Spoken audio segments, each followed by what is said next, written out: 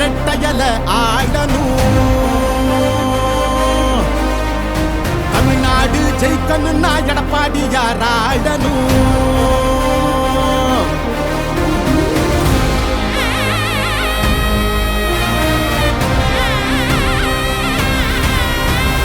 புரட்சி தலைவர் வழி எங்க எடப்பாடியார், சிரிச்சு பேசுகிற தலைவனு வேறையார். புரட்சி தலைவர் வழி எங்க எடப்பாடியார், சிரிச்சு பேசுகிற தலைவனு வேறையார்.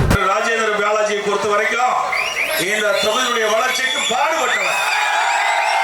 அவர் அமைச்சராக இருக்கும் பொழுது என்னை சந்திக்கின்ற பொழுதுதான் இந்த மாவட்ட மக்களுடைய நலன் கருதி சார்ந்த பிரச்சனையை தான் வைப்பார்.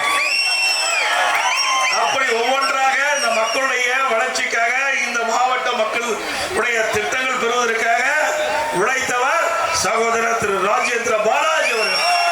இளவலி தெரிஞ்ச ஏற்புடிச்ச பாமரன், இறங்கி கூட வரும் எளிய மக்கள் நாயகன். கண்காட்சி அரசியல முடிக்கணுமே முடிசூடி, நல்லாட்சி வேணும்னா வரணும் எங்க எடப்பாடி. ஏழைகள் சிரிக்கணும்னா ரெட்டையல ஆடணும். தமிழ்நாடு ஜெயிக்கணும்னா எடப்பாடியார் ஆடணும். ஏழைகள் சிரிக்கணும்னா ரெட்டையல ஆடணும். தமிழ்நாடு ஜெயிக்கணும்னா எடப்பாடியார் ஆடணும். ஏழைகள் சிரிக்கணும்னா ரெட்டையல ஆடணும். தமிழ்நாடு ஜெயிக்கணும்னா எடப்பாடியார் ஆடணும்.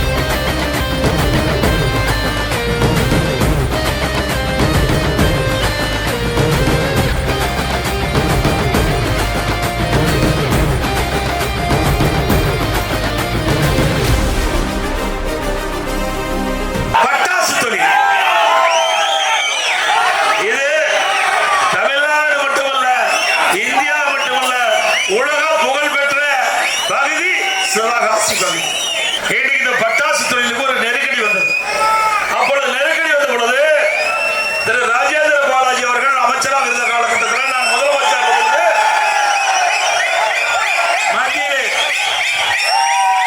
கிட்டத்தட்ட சுமார் 20 எம்பிகளோடு நம்முடைய திரு தம்பத்துறை எம்பி அவர்கள் தலைமையில் திரு ராஜேந்திர பாலாஜி அவர்கள் சம்பந்தப்பட்ட துறை மத்திய அமைச்சரை சந்தித்து இந்த பட்டாசு விற்பனைக்கு எந்த தடையும் இருக்கக்கூடாது, அதற்காக மத்திய அரசு உடனடி நடவடிக்கை எடுக்க வேண்டும் கோரிக்கை கொடுத்தது அதிமுக அரசு இருக்கின்ற பொழுது. இந்த பட்டாசு தொழிலை காப்பாற்றுவதற்காக நீதிமன்றத்தில் மூத்த வக்கீலை வச்சு வாதாடிய அரசாங்கம் அதிமுக அரசாங்கம்.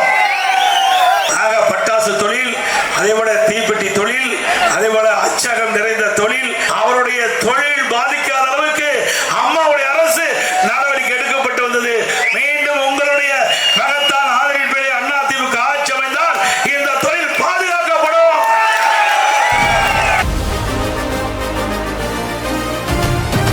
வன்முறை ஏதுமில்லா இபிஎஸ் அரசுதான். ஒரு முறை யோசி அந்த தங்கத்தோட மனசுதான். சுயநலமில்லாத மக்களாட்சி அரசுதான்.